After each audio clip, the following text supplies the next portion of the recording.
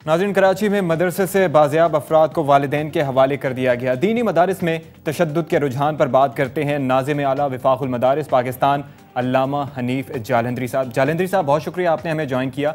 ये फरमाइए कि दीनी मदारिस में तशद्दुद एक सवालिया निशान है और इस्लाम में इसकी कोई गुंजाइश नहीं, इसके बावजूद आए दिन ऐसे वाक़यात रिपोर्ट होते रहते हैं। किस पर आयद होती है इसकी जिम्मेदारी? बिस्मिल्लाहिर्रहमानिर्रहीम। गुजारिश यह है कि इस्लाम तशद्दुद के ज़रिए तालीम की कतन इजाज़त नहीं देता और वफ़ाक़ुल मदारिस अरबिया पाकिस्तान जो वतन अजीज़ के मदारिस का सबसे बड़ा नेटवर्क है, वो वक्तन फ़वक्तन मदारिस को ये हिदायत जारी करता रहता है कि बच्चों को कतन सज़ा न दी जाए और तशद्दुद न किया जाए, मार से पढ़ाया जाए।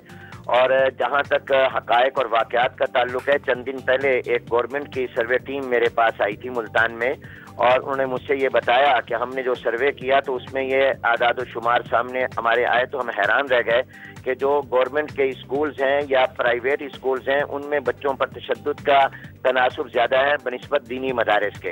इसलिए ये कहना कि दीनी मदारिस में आए दिन इस तरह के वाक़यात हों और वो रिपोर्ट होते हैं और सूरत हाल सामने आती है, ये शायद हक़ाइक़ से मुताबिक नहीं रखता।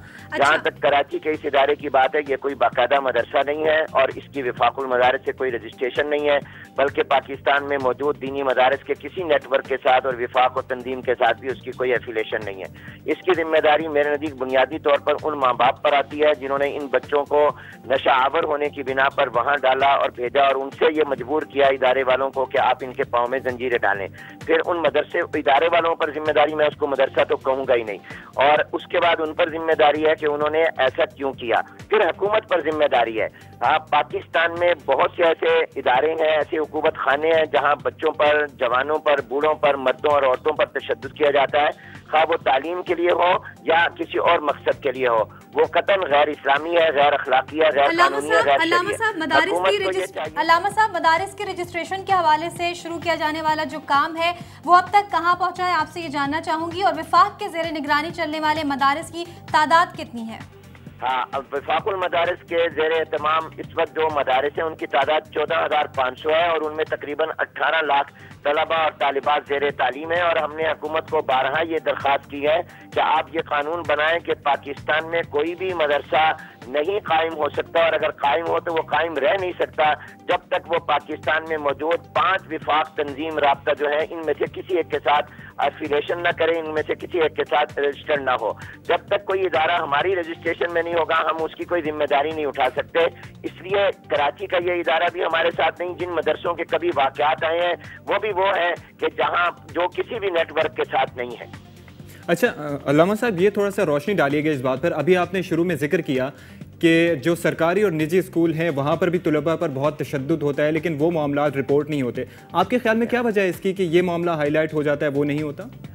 या उसकी वजह जो मैं समझता हूँ बड़ी माजरत के साथ वो ये कि दीनी मदारिस को बदनाम करने और दीनी मदारिस के खिलाफ नेगेटिव और मनफी प्रोपेगेंडे की एक आलमी सतह पर मुहिम चल रही है।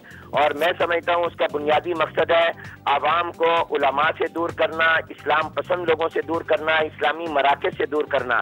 इसलिए कि सोसाइटी और पब्लिक के इस्लाम से रिश्ते का बहुत मौसर तरीन जरिया असबाब के दर्जे में ये दीनी मदारिस है। और अल्लामा साहब ये कहिएगा, ये फरमा दीजिएगा कि जिन मदारिस पर तशद्दुद के इल्जामात लगते हैं उनके खिलाफ आप क्या कार्रवाई करते हैं अगर रजिस्ट्रेशन मौजूद हो तो?